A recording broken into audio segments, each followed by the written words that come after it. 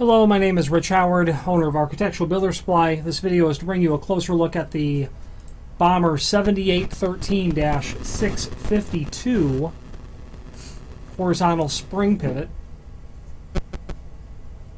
That's what the bottom assembly looks like. The 7813 is a non-hold open version in a medium duty.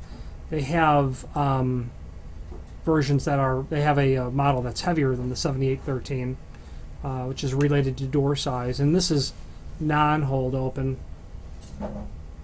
where on the inside, well, this portion here that's difficult to see, it does not have a cutout where you'd be able to actually hold the door open at 90 degrees. This is specifically non-hold open. Includes the floor pivot as just shown. 652 is for the color, that would be satin chrome.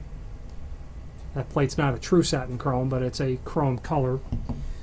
What is satin chrome are the two floor plates, the two cover plates. Pardon me, that's the inside. Here's the outside. Two plates. This is what they would look like on the heel of the door. They would mount like that. Speaking of the heel of the door, you'd have a heel plate attached by a screw. This is the top pivot. I forget the part number of this, 7890? Yeah, 7890 is the top pivot portion. That's obviously the frame portion that goes up top. This is the portion that mortises to the top of the door. Goes through the bearing like that. That's how that works. Bag of screws for the top pivot. Bag of screws for everything that happens at the bottom. I believe that machine screw is for the heel plate, which threads into the machine thread in this hole here, this threaded hole. There is a link to the instructions above this video, and I've machined doors and installed these in the past, and rather than, I'm not going to beleaguer every single point of this. It's a fairly, the template might look a little bit intimidating, but it's really not. Even for someone who's never done it before, this is not extremely intimidating.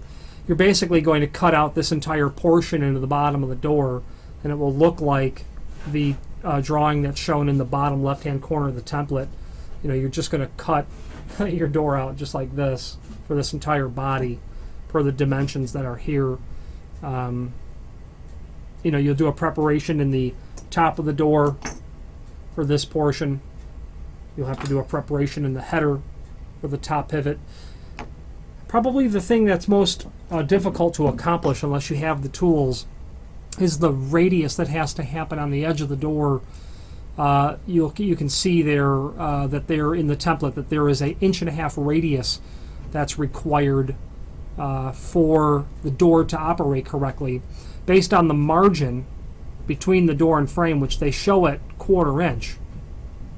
And it could actually be less than that in my experience. If the door was not radiused, and the door was square corner, it would simply not work based on that margin. You'd have to have a significantly greater gap between the jamb and the edge of the door. In any event, the radius of the pivoting style cannot be greater than the thickness of the door, otherwise it'll bind at some point based on the template drawing. 1.5 inch radius is the radius of the heel plate, so you're going to want it to be 1.5 inch or extremely close to that. If the door is single acting, which would be uncommon for this type of hardware but nonetheless possible, you would just bullnose one edge, the pull side of that door, but these are installed in double acting scenarios. Looking at the template, there's nothing else really that comes to mind to point out other than going through the template and installing it per the template and instructions.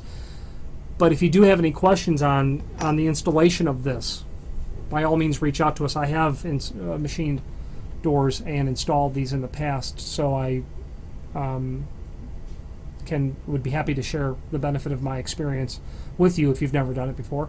If you have any questions on the 7813-652 Bommer pivot or any other Bommer product, please feel free to reach out to us. Thank you very much.